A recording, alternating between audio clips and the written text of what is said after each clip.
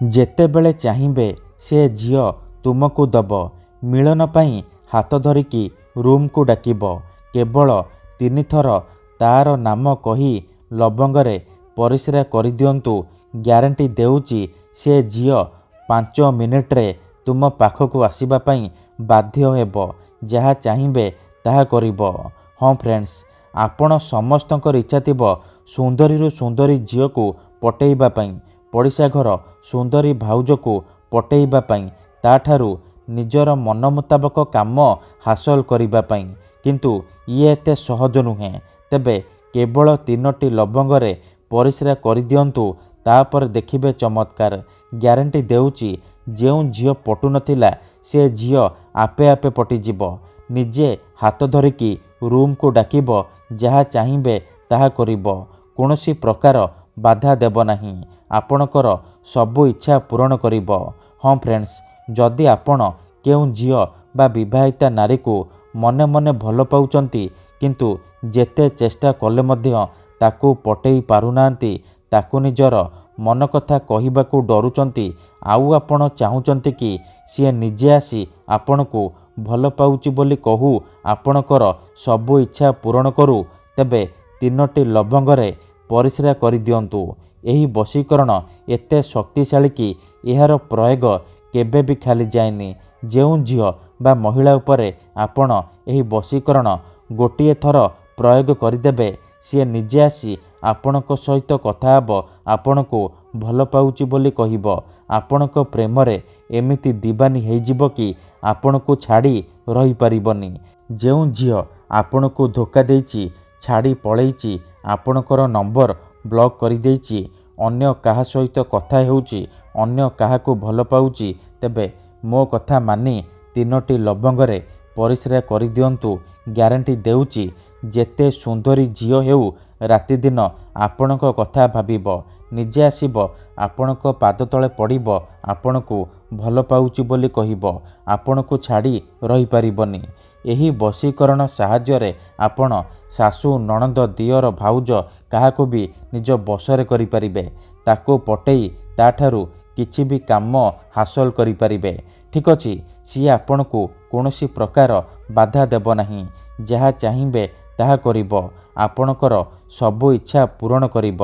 ଠିକ୍ ଅଛି, ତେବେ ଏହି ବଶୀକରଣ ବିଧି ଆପଣ କିପରି କରିବେ, କେମିତି କରିବେ, ଏହାର ପ୍ରୟୋଗ ବିଧି କ'ଣ, ମୁଁ ଆପଣଙ୍କୁ ଶିଖେଇବି। ସମ୍ପୂର୍ଣ୍ଣ ପ୍ରୟୋଗ ବିଧି ମୁଁ ଆପଣଙ୍କୁ ଠିକ୍ ଭାବରେ ଶିଖେଇବି। ଜାଣିବା ପାଇଁ ଭିଡ଼ିଓଟିକୁ ମୂଳରୁ ଶେଷ ପର୍ଯ୍ୟନ୍ତ ପୁରା ଧ୍ୟାନ ସହିତ ଦେଖନ୍ତୁ। ଅଧାରୁ ଛାଡ଼ିକି ପଳେଇଲେ ଆପଣ କିଛି ବି ବୁଝିପାରିବେନି। ପରେ କମେଣ୍ଟ କରିବେ, ଗୁରୁଜୀ ଆପଣଙ୍କର ବଶୀକରଣ କାମ କରୁନି। ତେଣୁ ଭିଡ଼ିଓଟିକୁ ମୂଳରୁ ଶେଷ ପର୍ଯ୍ୟନ୍ତ ପୁରା ଧ୍ୟାନ ସହିତ ଦେଖନ୍ତୁ। ପ୍ରୟୋଗ ବିଧି ଠିକ୍ ଭାବରେ ବୁଝନ୍ତୁ, ତାପରେ ଆପଣ ବଶୀକରଣ କରିବା ପାଇଁ ଯିବେ। କାହିଁକି ନା ଏହି ବଶୀକରଣ ସାହାଯ୍ୟରେ ହଜାର ହଜାର ଲୋକମାନେ ଲାଭବାନ ହେଇଛନ୍ତି। ମାତ୍ର ଗୋଟିଏ ଥରରେ ନିଜ ପ୍ରେମକୁ ଫେରି ପାଇଛନ୍ତି। ଆଶା ଛାଡ଼ି ଦେଇଥିବା ଲୋକ ମଧ୍ୟ ନିଜ ପ୍ରେମକୁ ଫେରି ପାଇଛି। ବିନା ମନ୍ତ୍ର, ବିନା ତନ୍ତ୍ର, ବିନା କିଛି ଜିନିଷ ଖୁଆଇ ପିଆଇ, ବିନା କୌଣସି ପଇସା ଖର୍ଚ୍ଚ କରି ଆପଣ ଘରେ ବସି ବସି ଏହି ବଶୀକରଣ କରିପାରିବେ। ଆଉ ନିଜ ପସନ୍ଦର ସୁନ୍ଦରୀରୁ ସୁନ୍ଦରୀ ଝିଅକୁ ପଟେଇ ପାରିବେ। ମୋର ବିଶ୍ୱାସ କି ଆପଣ ଅତି ସହଜରେ ଏହି ବଶୀକରଣ କରିପାରିବେ। ବର୍ଷ ବର୍ଷ ଧରି ଭାଙ୍ଗି ଯାଇଥିବା ପୁରୁଣା ପ୍ରେମକୁ ଫେରାଇ ଆଣିପାରିବେ। କେଉଁ ବି କୁଆଁରୀ ଝିଅ ବା ପଡ଼ିଶା ଘର ଭାଉଜକୁ ବଶରେ କରି ତାଠାରୁ ନିଜର ମନ ମୁତାବକ କାମ ହାସଲ କରିପାରିବେ।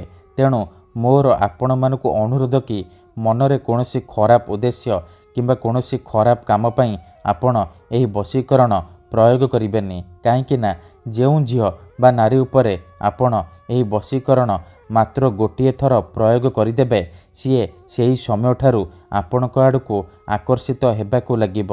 ପାଗଳି ପରି ଆପଣଙ୍କୁ ଭଲ ପାଇବାକୁ ଲାଗିବ। ଆପଣ ତାକୁ ଯାହା କହିବେ, ଯେମିତି କହିବେ ସିଏ କରିବ। କୌଣସି ପ୍ରକାର ବାଧା ଦେବ ନାହିଁ। ଆପଣଙ୍କର ସବୁ ଇଚ୍ଛା ପୂରଣ କରିବ। ହଁ ଫ୍ରେଣ୍ଡସ୍, 3ଟି ଲବଙ୍ଗର ଏହି ବଶୀକରଣ ପ୍ରଚଣ୍ଡ ମହାଶକ୍ତିଶାଳୀ ବଶୀକରଣ। ଯିଏ ବି ଏହାକୁ କରିଛି ସଫଳ ହେଇଛି।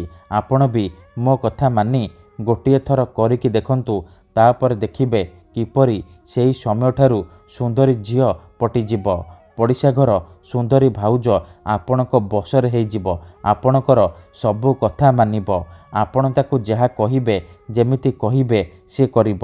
ହାତ ଧରିକି ଘରକୁ ଡାକିବ, ଆପଣଙ୍କର ସବୁ ଇଚ୍ଛା ପୂରଣ କରିବ। ତେବେ ଏହି ବଶୀକରଣ ବିଧି ଜାଣିବା ପୂର୍ବରୁ ଗୋଟିଏ କଥା ଜାଣି ରଖନ୍ତୁ। ଆମର ଭିଡ଼ିଓର କମେଣ୍ଟରେ ବହୁତ ଲୋକମାନେ ଫେକ୍ ଲୋକମାନେ କମେଣ୍ଟ କରୁଛନ୍ତି, ମୋବାଇଲ ନମ୍ବର ଦେଉଛନ୍ତି, ବଶୀକରଣ କରିବେ କହିକି ହଜାର ହଜାର ଟଙ୍କା ଠକି ନେଉଛନ୍ତି। ସେମାନେ ଏତେ ମାତ୍ରାରେ କମେଣ୍ଟ କରୁଛନ୍ତି କି ଆପଣଙ୍କର କମେଣ୍ଟ ତା ଭିତରେ ହଜିଯାଉଛି, ଆଉ ଆମେ ଆପଣଙ୍କୁ ରିପ୍ଲାଏ କରିପାରୁନୁ। ଏଥିପାଇଁ ଆପଣ ଆମକୁ କ୍ଷମା କରିବେ। ଆଉ କମେଣ୍ଟ ବକ୍ସରେ ଦିଆଯାଉଥିବା ଫେକ୍ ମେସେଜ ଆଉ ମୋବାଇଲ ନମ୍ବରର ରିପ୍ଲାଏ ଦିଅନ୍ତୁ ନାହିଁ, କାହିଁକିନା ସେମାନେ ବଶୀକରଣ କରିବେ କହିକି ଆପଣଙ୍କର ପଇସା ଠକି ନେବେ। ତେଣୁ ମୋର ଅନୁରୋଧ କି ଆପଣ ଭିଡ଼ିଓ ଦେଖନ୍ତୁ, ନିଜେ ଚେଷ୍ଟା କରନ୍ତୁ, କିନ୍ତୁ ଏହିସବୁ ଠକାମିରେ ପଡ଼ନ୍ତୁ ନାହିଁ। ଠିକ୍ ଅଛି, ଆମର ବହୁତ ସାରା ଦର୍ଶକ ବନ୍ଧୁମାନେ ଅଛନ୍ତି ଯେଉଁମାନେ ଆମକୁ କହୁଛନ୍ତି କି ଗୁରୁଜୀ ଆପଣ ଆମର କାମ କରିଦିଅନ୍ତୁ, ଆପଣ ଯେତେ ପଇସା ମାଗିବେ ଆମେ ଦେବୁ। ହଜାର ହଜାର ଟଙ୍କା ଯାଚୁଛନ୍ତି। ଦେଖନ୍ତୁ, ୟୁଟ୍ୟୁବରେ ଆପଣଙ୍କୁ ଏମିତି ଅନେକ ଚ୍ୟାନେଲ ମିଳିଯିବ ଯେଉଁମାନେ ମୋବାଇଲ ନମ୍ବର ଦେଉଛନ୍ତି, ତାବିଜ ବିକୁଛନ୍ତି, ବଶୀକରଣ କରିବେ କହିକି ହଜାର ହଜାର ଟଙ୍କା ଠକି ନେଉଛନ୍ତି। କିନ୍ତୁ ଆମର ଏହି ଚ୍ୟାନେଲରେ ଆପଣଙ୍କ ପାଇଁ ଫ୍ରିରେ ବଶୀକରଣ ଭିଡ଼ିଓ ଅପଲୋଡ଼ କରାଯାଉଛି, ଯାହାକୁ ଆପଣଙ୍କର ସୁବିଧା ପାଇଁ ଅପଲୋଡ଼ କରାଯାଉଛି, ଯାହାକୁ ଆପଣ ଘରେ ବସି ବସି କରିପାରିବେ। ତେବେ ଆପଣ ପଇସା କ'ଣ ପାଇଁ ଖର୍ଚ୍ଚ କରିବେ? ଆପଣ ଭିଡ଼ିଓ ଦେଖନ୍ତୁ, ନିଜେ ଚେଷ୍ଟା କରନ୍ତୁ, ତେବେ ଯାଇକି ଆପଣ 100ରୁ 100% ସଫଳ ହେବେ। ଯଦି ଗୋଟିଏ ଥରରେ ସଫଳ ହୋଇପାରୁନାହାନ୍ତି, ଦ୍ୱିତୀୟ ଥର ଚେଷ୍ଟା କରନ୍ତୁ, ନିହାତି ଭାବେ ସଫଳ ହେବେ। ଠିକ୍ ଅଛି, ତେବେ ବଶୀକରଣ କରିବା ପୂର୍ବରୁ ବଶୀକରଣ ବିଷୟରେ କିଛି ଜାଣି ରଖନ୍ତୁ। ବଶୀକରଣର ମାନେ ହେଉଛି ସାମ୍ନାବାଲାକୁ ନିଜ ବଶରେ କରିବା, ତାର ଦିମାଗରେ ନିଜର ଭାବନାକୁ ପହଞ୍ଚାଇବା। ତେବେ ବଶୀକରଣ କ'ଣ ପାଇଁ କରାଯାଏ? ଯେତେବେଳେ ଆପଣ କାହାକୁ ନିଜଠାରୁ ଅଧିକ ଭଲ ପାଉଛନ୍ତି, କିନ୍ତୁ ଯେତେ ଚେଷ୍ଟା କଲେ ମଧ୍ୟ ତାକୁ ପଟେଇ ପାରୁନାହାନ୍ତି, ତା ବିନା ବଞ୍ଚିପାରିବେନି ଭାବୁଛନ୍ତି, ସେତେବେଳେ ଆପଣ ବଶୀକରଣ କରିପାରିବେ। କିମ୍ବା ଯଦି କେଉଁ ଲୋକ ବିନା କାରଣରେ ଆପଣଙ୍କୁ ହଇରାଣ କରୁଛି, ଆପଣଙ୍କର ଘର ପରିବାର ଉପରେ ଖରାପ ନଜର ପକାଉଛି, ଏହିପରି ପରିସ୍ଥିତିରେ ଆପଣ ବଶୀକରଣ କରିପାରିବେ। କାହିଁକିନା କେତେଥର ଏମିତି ହେଇଥାଏ କି ଆମର ଶତ୍ରୁ ପଇସାରେ ଆଉ ଶକ୍ତିରେ ଆମଠାରୁ ବଳବାନ ହେଇଥାଏ, ଆଉ ଆମେ ଚାହିଁକି ବି ତାର କିଛି କରିପାରୁନାହୁଁ। ଏହିପରି ପରିସ୍ଥିତିରେ ଆପଣ ବଶୀକରଣ କରିପାରିବେ, ନିଜ ଶତ୍ରୁକୁ ହାତ ମୁଠାରେ ରଖିପାରିବେ, ସୁନ୍ଦରୀରୁ ସୁନ୍ଦରୀ ଝିଅକୁ ମୁହୂର୍ତ୍ତକ ଭିତରେ ପଟେଇ ପାରିବେ। ଏଥିପାଇଁ ଆଜିର ଏହି ଭିଡ଼ିଓଟିରେ ମୁଁ ଆପଣଙ୍କ ପାଇଁ ଆମର ତନ୍ତ୍ରଶାସ୍ତ୍ରରୁ ଦୁନିଆର ସବୁଠାରୁ ସହଜ ଶକ୍ତିଶାଳୀ ବଶୀକରଣ ନେଇ ଆସିଛି, ଯାହାର ପ୍ରୟୋଗରେ ଆପଣ କେଉଁ ବି ଝିଅ ବା ବିବାହିତା ଭାଉଜକୁ ନିଜ ବଶରେ କରିପାରିବେ, ତାଠାରୁ କିଛି ବି କାମ ହାସଲ କରିପାରିବେ। ସିଏ ଆପଣଙ୍କର ସବୁ କଥା ମାନିବ, ହାତ ଧରିକି ଘରକୁ ଡାକିବ, ଯାହା ଚାହିଁବେ ତାହା କରିବ, କୌଣସି ପ୍ରକାର ବାଧା ଦେବ ନାହିଁ। ଠିକ୍ ଅଛି, ମନେ ରଖନ୍ତୁ, ମନ୍ତ୍ର ତନ୍ତ୍ର ଯନ୍ତ୍ର ବଶୀକରଣ ଇଏ ଏମିତି ସେମିତି କାମ କରେନି। ମନରେ ସମ୍ପୂର୍ଣ୍ଣ ବିଶ୍ୱାସ, ନିଷ୍ଠା ଆଉ ଏକାଗ୍ରତାର ସହିତ ଆପଣଙ୍କୁ ଏହି ବଶୀକରଣ କରିବାକୁ ପଡ଼ିବ। ତେବେ ଯାଇ ମୁଁ ଆପଣଙ୍କୁ ଗ୍ୟାରେଣ୍ଟି ଦେଉଛି, ଆପଣ ଯେତେ ସୁନ୍ଦରୀ ଝିଅକୁ ଚାହିଁବେ ନିଜ ବଶରେ କରିପାରିବେ, ପଟେଇ ପାରିବେ।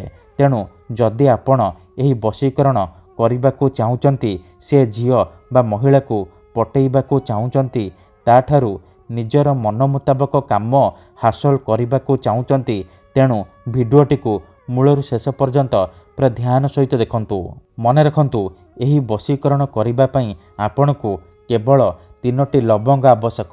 କେବଳ 3ଟି ଲବଙ୍ଗର ସାହାଯ୍ୟରେ ଆପଣ ସେ ଝିଅକୁ ପଟେଇ ପାରିବେ। ପ୍ରଥମେ ଆପଣ କ'ଣ କରିବେ? 3ଟି ଲବଙ୍ଗ ନେଇକି କୌଣସି ଏକ ସୁନସାନ ଜାଗାକୁ ଯିବେ, ଯେଉଁଠାରେ ଆପଣଙ୍କୁ କେହି ଦେଖିବେନି କିମ୍ବା ଡାକିବେନି। ତାପରେ ସେ 3ଟି ଲବଙ୍ଗ ତଳେ ମାଟି ଉପରେ ରଖିବେ। ତାପରେ ସେହି ଝିଅ ବା ମହିଳାର ନାମ କହିବେ। ତାପରେ କ'ଣ କରିବେ? ଆପଣ ଏହି ଶବ୍ଦକୁ 3 ଥର ପଢ଼ିବେ, ତାସିନ୍ ତାସିନ୍ ମର୍ତାସିନ୍।